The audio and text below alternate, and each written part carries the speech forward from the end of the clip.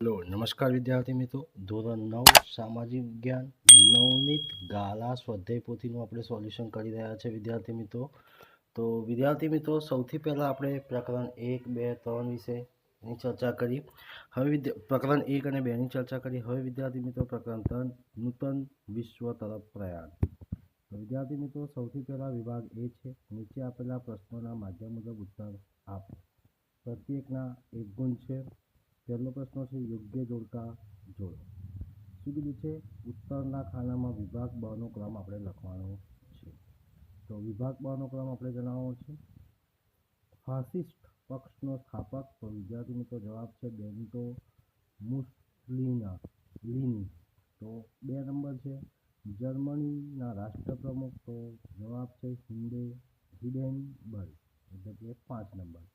1 September 1939 એટલે જવાબ છે વિદ્યાર્થી મિત્રો દ્વિતીય વિશ્વયુદ્ધનો પ્રારંભ થયો હતો. 11 ઓગસ્ટ 1945, તો 11 ઓગસ્ટ 1945ની અંદર દ્વિતીય વિશ્વયુદ્ધનો અંત આવ્યો હતો.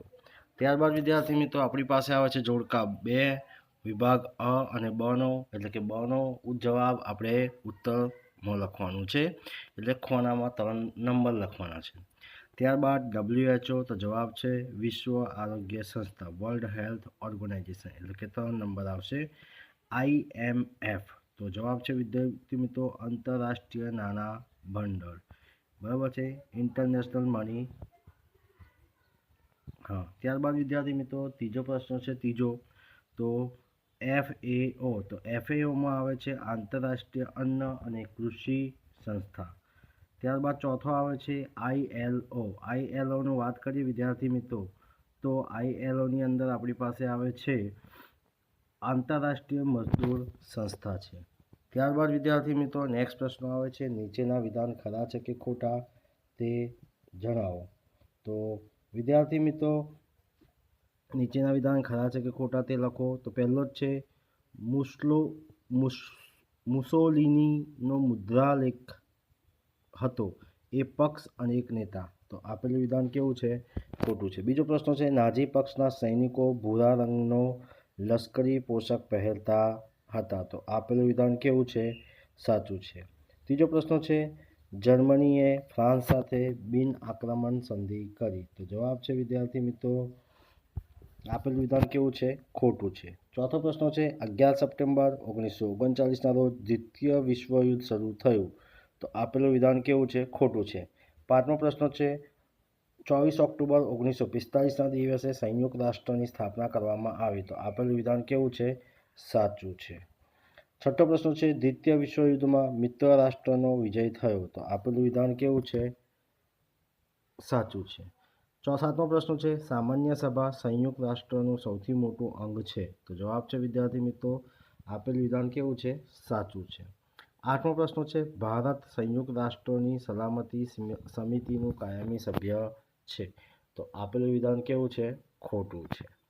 ત્યારબાદ વિદ્યાર્થી મિત્રો આપણી પાસે આવે છે પ્રશ્નો. નીચેના પ્રશ્નોના 1-2 શબ્દોમાં ઉત્તર લખો. તો જવાબ છે વિદ્યાર્થી મિત્રો પહેલો જ છે, પ્રથમ વિશ્વયુદ્ધ પછી કેટલાક રાષ્ટ્રોમાં કયા પ્રકારની સરકારનો ઉદય થયો? તો સરમુખત્યારશાહી.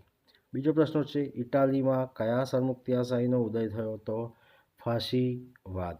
ત્રીજો પ્રશ્ન છે, જર્મનીમાં કઈ સરમુખત્યારશાહીનો ઉદય થયો? તો નાઝીવાદ. ચોથો પ્રશ્ન છે, ઇટલીમાં ફાસિસ્ટ પક્ષની સ્થાપના કોણે કરી?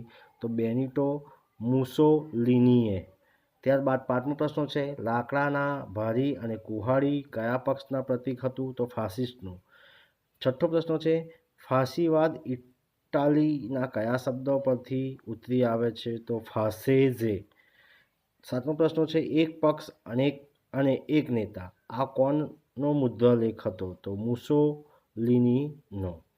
આઠમો પ્રશ્ન છે, જર્મનીમાં સરમુખત્યારશાહી કોની સ્થાપી? તો એડોલ્ફ હિટલરે. નવમો પ્રશ્ન છે, જર્મન પ્રજા હિટલરને શું માનતી હતી? તો જર્મન પ્રજા હિટલરને ફ્યુહર એટલે કે તારણહાર માનતી હતી. નાઝીવાદના સૈનિકો ખભા પર કયું પ્રતીક લગાવતા હતા? તો સ્વાસ્તિક નામનું પ્રતીક લગાવતા હતા. 11મો પ્રશ્ન છે બીજા વિશ્વયુદ્ધના અંત સુધીમાં માર્યા ગયેલા યહૂદીઓની ઘટના કયા નામે ઓળખાય છે? હોલકાસ્ટ એટલે નરસંહાર. 12મો પ્રશ્ન છે જાપાનના કયા શહેનશાહે દેશને સામ્રાજ્યવાદી પ્રવૃત્તિઓની ઉત્તેજના આપી? તો હિરોહિટાએ. 13મો પ્રશ્ન છે કઈ સંધિમાં દ્વિતીય વિશ્વયુદ્ધની બીજ વાવાઈ હતી? તો વર્સલેસની સંધિમાં. 14મો પ્રશ્ન છે જર્મનીના સરમુખત્યાર હિટલરે વર્સલેસની સંધિને શું કહીને ફગાવી દેવાની હકાલ કરી? તો કાગળનું ચીથડું. 15મો પ્રશ્ન છે જાપાની તાકાતને રોકવા અમેરિકાએ જાપાનના કયા બે શહેરો પર અણુબોમ્બ ફેંક્યા? તો હિરોશિમા અને નાગાસાકી શહેર પર અણુબોમ્બ ફેંક્યા. 16મો પ્રશ્ન છે કોના નેતૃત્વ નીચે ચીનમાં ક્રાંતિ થઈ? તો માઓ તસે તુંગના. 17મો પ્રશ્ન છે 24 ઓક્ટોબર 1945ના રોજ કઈ વિશ્વ સંસ્થાની સ્થાપના થઈ? તો સંયુક્ત રાષ્ટ્ર વિશ્વ નામની સંસ્થાની સ્થાપના થઈ. 18મો પ્રશ્ન છે અમેરિકન કોંગ્રેસને સંદેશા આપતા મહત્વની 4 સ્વતંત્રતાઓની ઘોષણા કોણે કરી? તો અમેરિકાના પ્રમુખ રૂઝવેલ્ટે. 19મો પ્રશ્ન છે સંયુક્ત રાષ્ટ્રના મહામંત્રી કચેરીને શું કહે છે? તો સચિવાલય કહે છે. 20મો પ્રશ્ન છે સંયુક્ત રાષ્ટ્રનો સચિવાલય કયા શહેરમાં આવ્યું છે? તો વિદ્યાર્થી મિત્રો જવાબ છે ન્યુયોર્ક શહેરમાં આવેલો છે. ત્યારબાદ વિદ્યાર્થી મિત્રો આપણી પાસે આવે છે નીચેના દરેક વિધાન ખાલી જગ્યા માટે આપેલા વિકલ્પોમાંથી સાચા વિકલ્પો શોધીને ખાલી જગ્યા પૂરો. તો જવાબ છે વિદ્યાર્થી મિત્રો આપણી પાસે છે સૌથી પહેલા પ્રશ્નો છે ફાસિસ્ટ પક્ષનું પ્રતીક ખાલી જગ્યા હતું? તો જવાબ છે વિદ્યાર્થી મિત્રો ઓપ્શન બી લાકડાની ભારી અને કુહાડી. બીજો પ્રશ્ન છે પ્રથમ વિશ્વયુદ્ધના અંતે થયેલી ખાલી જગ્યાની સંધિમાં જ દ્વિતીય વિશ્વયુદ્ધની બી વાવાયા હતા? તો વર્સલેસ. ત્રીજો પ્રશ્ન છે દ્વિતીય વિશ્વયુદ્ધ દરમિયાન ખાલી જગ્યા જાપાનના હિરોશિમા અને નાગાસાકી શહેર પર અણુબોમ્બ ફેંક્યા? તો જવાબ છે વિદ્યાર્થી મિત્રો અમેરિકાએ. ચોથો પ્રશ્ન છે ખાલી જગ્યાના નેતૃત્વ નીચે ચીનમાં સામ્યવાદી સરકારની સ્થાપના થઈ? તો જવાબ છે વિદ્યાર્થી મિત્રો માઓ તસે તુંગ. પાંચમો પ્રશ્ન છે સંયુક્ત રાષ્ટ્રનું મુખ્ય કાર્યાલય USA ખાલી જગ્યા શહેર ખાતે આવેલું છે? તો જવાબ છે વિદ્યાર્થી મિત્રો ન્યુયોર્ક શહેર ખાતે આવેલું છે. છઠ્ઠો પ્રશ્ન છે ખાલી જગ્યાનો દિવસ UN ડે તરીકે વિશ્વભરમાં ઉજવાય છે? તો જવાબ છે વિદ્યાર્થી મિત્રો 24 ઓક્ટોબર. ત્યારબાદ વિદ્યાર્થી મિત્રો આપણી પાસે આવે છે પ્રશ્ન નંબર 7 જર્મન પ્રજા હિટલરને ખાલી જગ્યા માનતી હતી? તો ફ્યુહર માનતી હતી. આઠમો પ્રશ્ન છે નાઝી પક્ષના સૈનિકો ખાલી જગ્યા રંગના લશ્કરી પોશાક પહેરતા? તો ભૂરા રંગના લશ્કરી પોશાકો પહેરતા. નવમો પ્રશ્ન છે જર્મનીના સરમુખત્યાર ખાલી જગ્યા વર્સલેસની સંધિના કાગળનું ચીથડું કહીને ફગાવી દેવાનું હકાલ કરી? તો જવાબ છે વિદ્યાર્થી મિત્રો એડોલ્ફ હિટલરે. 10મો પ્રશ્ન છે હિટલરની ખાલી જગ્યા નીતિ દ્વિતીય વિશ્વયુદ્ધ માટે જવાબદાર હતી? તો જવાબ છે વિદ્યાર્થી મિત્રો સામ્રાજ્યવાદી. ત્યારબાદ વિદ્યાર્થી મિત્રો આપણી પાસે આવે છે પ્રશ્નો 5 નીચેના પ્રશ્નો માટે આપેલા વિકલ્પોમાંથી સાચો વિકલ્પ શોધીને ઉત્તર લખો. પહેલો પ્રશ્ન છે ઇટાલીમાં ફાસિસ્ટ પક્ષની સ્થાપના કોણે કરી? તો જવાબ છે વિદ્યાર્થી મિત્રો ઓપ્શન સી મુસોલિનીએ કરી.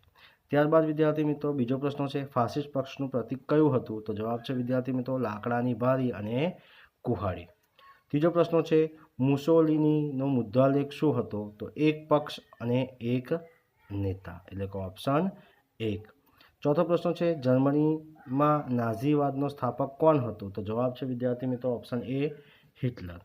પાંચમો પ્રશ્ન છે નીચેનામાંથી સાચું વિધાન શોધો? તો જવાબ છે વિદ્યાર્થી મિત્રો સાચું વિધાન ડી મુસોલિનીએ ઇટાલીમાં ફાસિસ્ટ પક્ષની સ્થાપના કરી.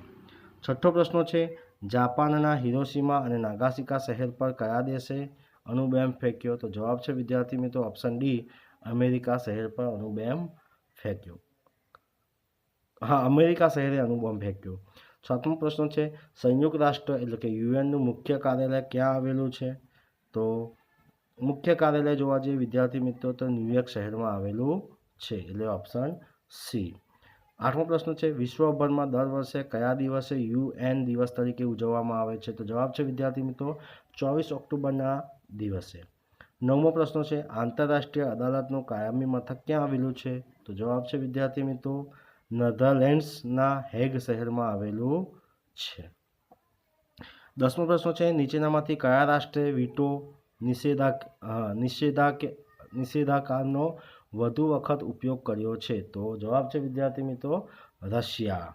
11મો પ્રશ્ન છે વિશ્વના માનવીઓનું સ્વાસ્થ્ય સુધારવાનું કાર્ય કોણ કરે છે? તો જવાબ છે વિદ્યાર્થી મિત્રો WHO. 12મો પ્રશ્ન છે બાજુમાં આપેલી પ્રતીક સંયુક્ત રાષ્ટ્રની કઈ સંસ્થાનું છે? તો FAO.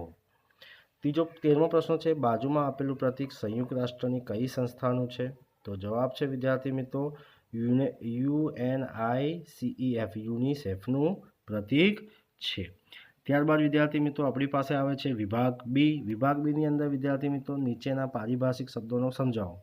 ફાસેઝે ઇટાલીના ફાસેસ શબ્દોમાંથી ફાસીવાદ શબ્દ બનેલો છે. આ બધી વસ્તુઓ પર રાજ્યોના અધિકાર એવો ફાસેઝનો અર્થ થાય છે.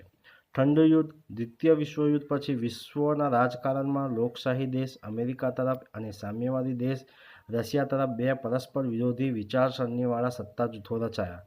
આ બંને સત્તા જૂથો એકબીજાને મતના ખંડન માટે તેમજ પોતાના મતના સમર્થન માટે વાણી અને વિચારનું યુદ્ધ કરી શાસ્ત્ર વગરની તંગી રાજકીય પરિસ્થિતિનું નિર્માણ કર્યું જે ઠંડા યુદ્ધ તરીકે ઓળખાય છે. ત્યારબાદ વિદ્યાર્થી મિત્રો વિભાગ સી આવે છે. વિભાગ સીની અંદર આપણે જોવા જઈએ વૈશ્વિક મહામંદી ઈસવીસન 1929 અને 1932ના ઉદ્ભવની અસરો જણાવો. તો વિશ્વના મોટાભાગના રાષ્ટ્રો પર વૈશ્વિક મહામંદીની અસર થઈ.